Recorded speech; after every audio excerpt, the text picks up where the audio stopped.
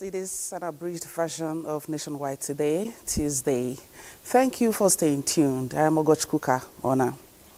Nigeria has signed another landmark deal of an initial 100 million euros in its deliberate drive to boost investment in renewable energy subsector for improved electricity supply in the country.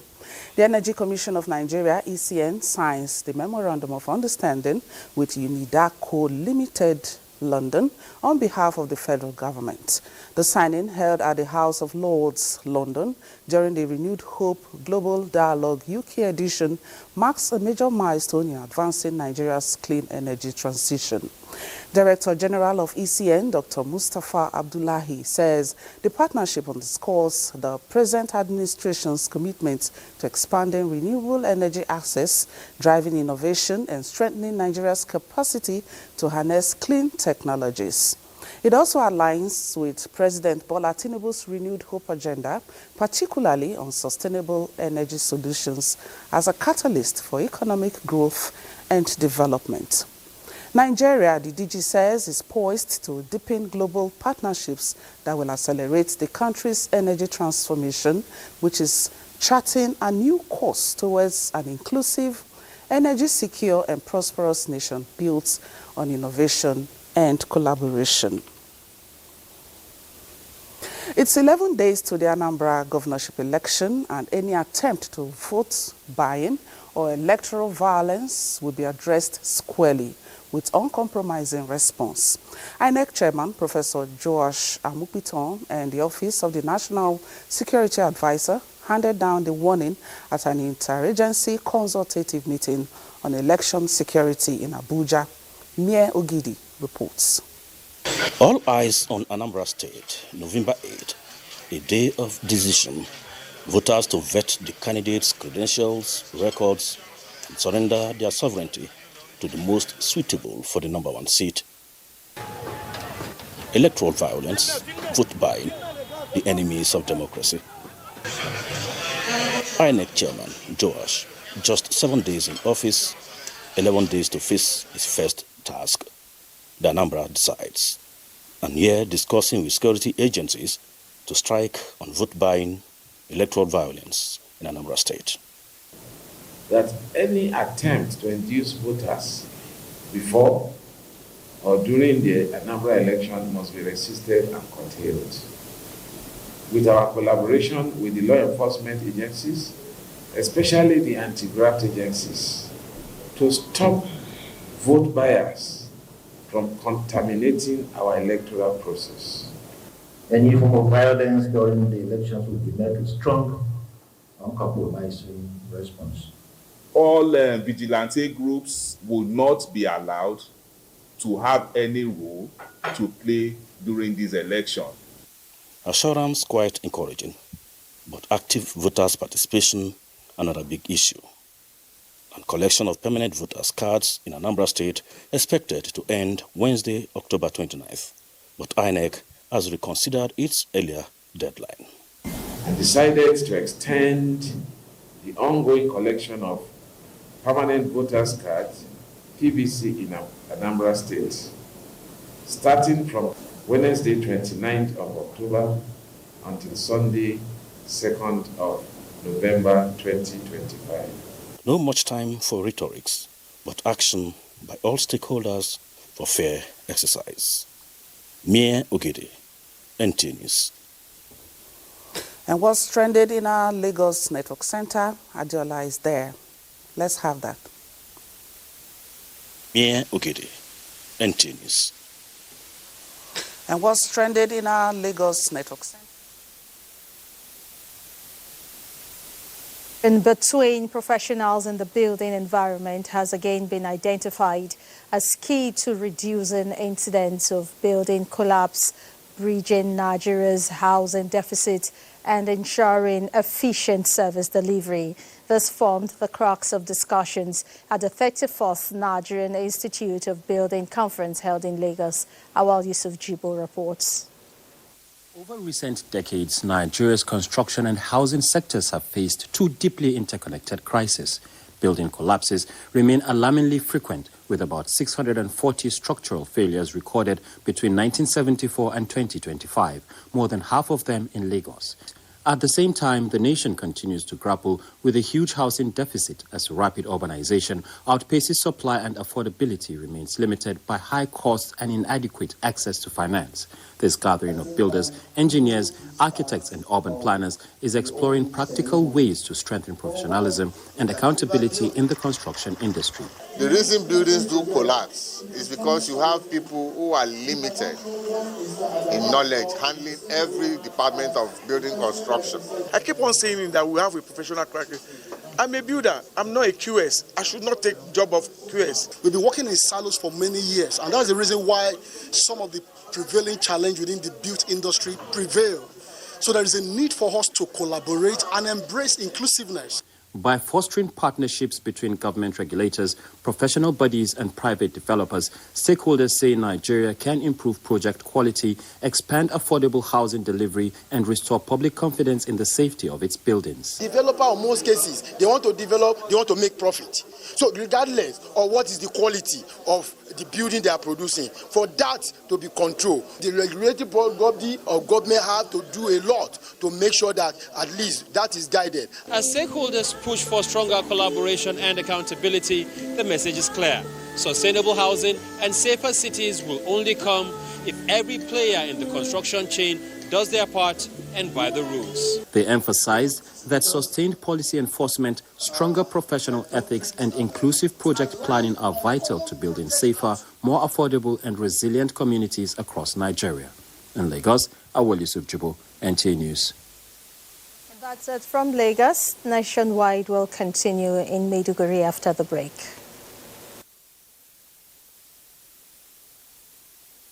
This is Nationwide on the Nigerian Television Authority. The news now continues in Maiduguri. The All Progressives Congress, APC, has commenced its Northeast Trained Trainers Workshop on electronic membership registration in Maiduguri. The training session was flagged off at the Maiduguri State Hotel by the APC National Chairman, Professor Nentawi Goshwe Yilwatda, represented by the Deputy National Chairman North, Ali Bukar Dalori. Mohammed Guni was there for us. The plaque of ceremony attended by the Borno State Governor Babagana Umar Azulum, the Deputy National Chairman South Emma Eneku, as well as other national and state party leaders, drew 4 participants each from the 6 northeastern states. These trainees will in turn step down the knowledge gain to field registration officers in their respective states. Governor Babagana Umar Azulum commended President Bola Ahmed Tinubu and the APC leadership for the initiative, assuring his administration and the Northeast Governors Forum's support in providing the necessary political will for the success of the exercise. This exercise entails what? It entails auditing of our members also. It is very crucial to the growth and development and the size of our party membership. The governor described the APC as a party deeply rooted in the hearts of Borno people, stressing that the state remains an unshakable stronghold of the ruling party. APC stakeholders at national and state levels, including the representative of the national chairman, Ali Bukar Dalori, Deputy National Chairman South, Emma Eneku, National Organizing Secretary, Suleiman Argungu, and Borno State APC Chairman, Bello Ayuba, described the e-registration training as an initiative that leverages technology for the growth and development of the party. It is very important that the people that are here, the bulk of the success of this exercise is dependent on you. You must take it very seriously. The leaders noted that the exercise will deepen internal democracy, enhance transparency, and ensure accurate, inclusive, and verifiable membership records for the APC. In Maiduguri, Mahmoud Goni, NTA News. We're done for now. From here, Ogochukuka, it's back to you. Bakar, and back here, Nigeria's First Lady Oluremi Tinubu heartily felicitates with wife of former head of interim national government, Margaret Shonekon, as she turns 84. Rejoicing with the celebrants, her children, grandchildren, family, friends, and loved ones on the joyous occasion of her birthday, the First Lady, in a message, wishes her many more years in divine health, strength, joy, and peace. All right, we now tell you that the Coordinating Minister of Health and Social Welfare, Professor Muhammad Ali Pate, says Nigeria, under President Bola Tinubu, is preparing to establish a medical city, a self-sustaining ecosystem of world-class healthcare services, research and development, including associated industrial development to support the Nigerian markets and African continent at large. Professor Pate made this known while touring the Manila Medical City in the company of Philippines Minister of Health, Dr. Teodoro Hebuso, on a working visit. This is on the sidelines of the Stop TB Board meeting in Manila, the Philippines. The coordinating minister states that in view of the Central Bank of Nigeria's announcement that Nigerians' medical tourism spending has dropped by 52% over the last 2 years, increasing local treatment options and gradually enhancing Nigerian care quality is more widely experienced, but will be accelerated by the establishment of the medical city.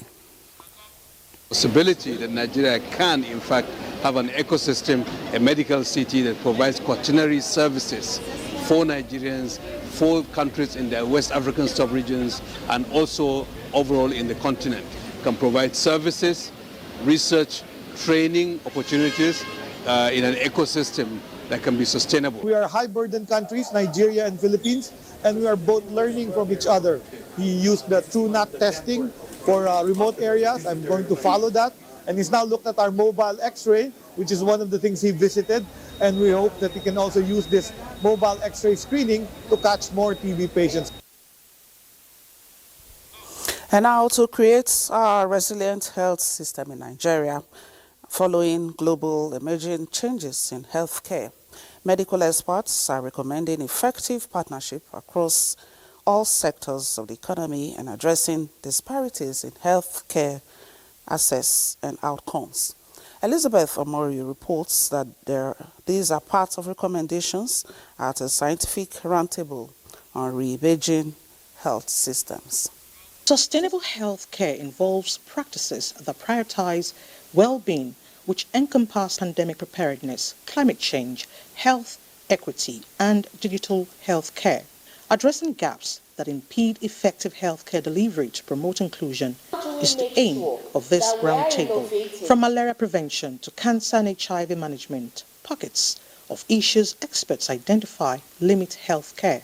What is really important, especially in addressing out-of-pocket payments, is how to make sure that we really have good community insurance systems operational. It's really about decentralizing health insurance into such a process where it is affordable to everyone. Political commitment by government at all levels, funding of primary health care centers, and accountability were part of issues dissected to drive a functional health system. The journey from donor dependency to domestic sustainability isn't just about finding new money. It's about reimagining how systems are structured, how they are delivered, and how they are governed. NACA is fully committed to increasing domestic financing through integration of HIV services. They recommend adoption of digital health technologies, innovative financing mechanisms, and commitment by health personnel to address emerging health concerns. Elizabeth Omori, NTA News.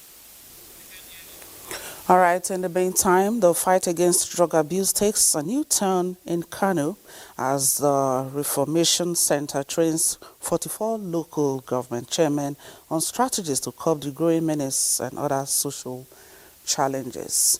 The one-day training was to strengthen community participation in addressing social vices across the state. Fatima Sanusi Karaye reports.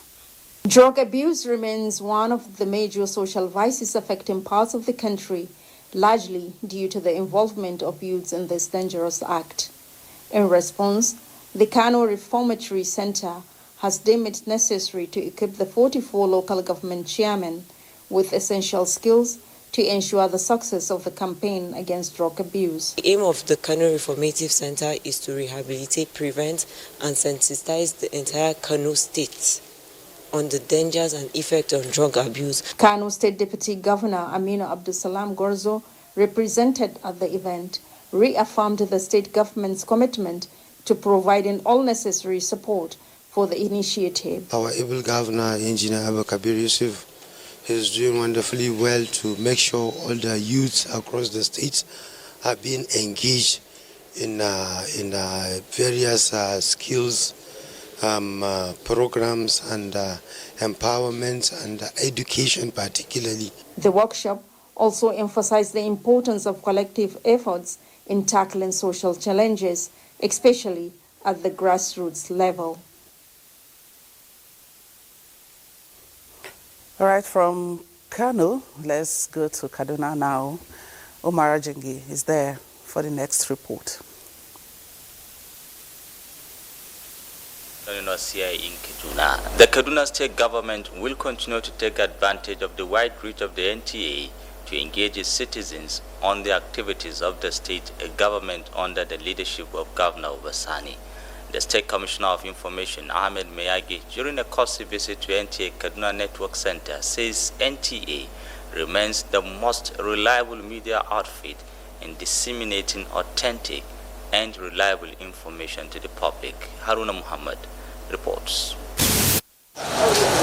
It was homecoming receiving the man at the forefront of information dissemination in Kaduna State, Ahmed Mayaki, and his team at NTA Kaduna Network Center amidst gesticulation and banter, being a member of the 4th Estate of the Realm. Settled for the business of the day, Mayaki reiterates the Kaduna State government remains committed to transparency, accountability, and effective communication with the people, adding that strategic partnerships with media organizations like NTA is crucial in keeping the public informed of government's policies and programs. His Excellency has also continued to improve the educational system by building additional infrastructure in primary and secondary school. Close to 300 children out of school that are roaming the streets have been enrolled back to school. The Zonal Director NTA Kaduna Network Center acknowledged the visit by the Commissioner, who is a seasoned journalist, describing him as the man whose capacity is undoubtedly. We had a documentary on peace in Bunongwari. Our crew were at Dogwandawa and Kutemishe to seek for support and cooperation from NTA. NTA is willing. The visit also featured an interactive studio discussion where the Commissioner shed more light on ongoing projects and reforms in various sectors of the state. Saying of the NTA, you can't beat the rich. So for us, it is important to come to NTA to strengthen that partnership. Aside from fraternization with colleagues, the visit marks a renewed synergy between the Kaduna State government and the media, particularly NTA, in fostering public awareness, accountability, and progress across the state. Haruna Mohammed, NTA News. And that's our contributions from this end.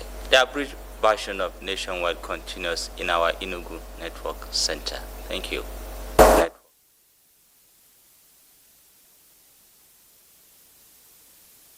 National Emergency Management Agency, in collaboration with the World Bank and Enugu State Government, has organized a 2-day capacity building workshop on emergency preparedness and response in Enugu.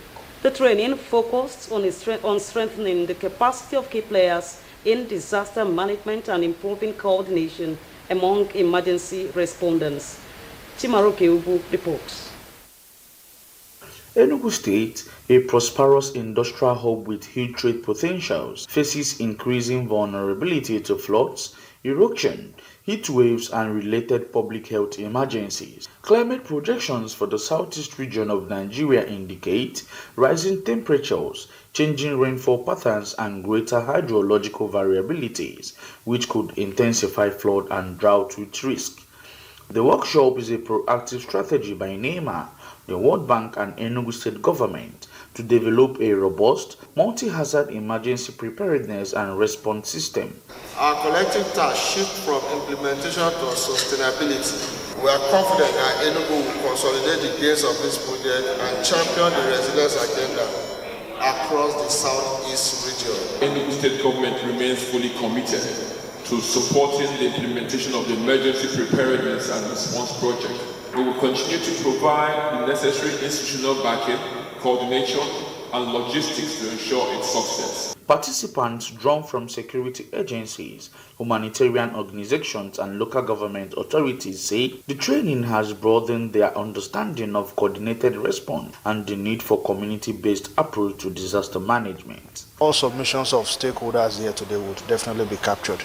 And in the process, once we're done with that, then this document becomes a living document for the government of Enugu State for implementing emergency preparedness and response. And we are talking about funding resilience and not funding disaster. It's only when we build resilience within the community level, who are always the first responders, that we know that we are ready for any kind of emergency. As Enugu continues its recovery journey, initiatives like this represent a crucial step in reducing vulnerabilities and promoting the culture of preparedness across communities. In Enugu, Chimaroke, Ugu, NTA News. That's a pocket from here. Let's now take you back to Abuja for continuity. Thank you, Comfort. Now, Governor Muhammadu Inuwa Yahaya has paid a condolence visit to the people of Waja Chiefdom of Balanga local government area over the demise of their son, Colonel Abdullahi Bello, retired. Emmanuel Akila reports that the traditional leader of the Waja people, Bala Waja, Muhammad Danjuma Muhammad, received the governor and his entourage. Prayers for the repose of the soul of late Colonel Abdullahi Bello retired as Governor Muhammad Ino Yahaya leads a government delegation to sympathize with the people of Waja Chiefdom. The governor describes late Colonel Bello, who until his death was a commissioner in his cabinet, as a dedicated and committed Democrat, whose contribution to the security of lives and property of the people of Gombe State is immeasurable. On behalf of the people of Waja Chiefdom, the Balawaja Muhammad Danjuma Muhammad appreciate Governor Ino Yahaya and entourage for standing with the people since the sad news of the death of Colonel Bello was received. Governor Ino Yahaya stopped over at the family house of the deceased to comfort them over the loss. Late Colonel Abdullahi Bello until his death was Gombe State Commissioner for Internal Security and Home Affairs. The late Commissioner, his orderly officer and driver died in a ghastly motor accident on their way back home after attending a security meeting in Maiduguri, the Borno State capital. In Gombe, Emmanuel Akila, NTA News. All right, and that's Nationwide today. Many thanks for watching. Good evening.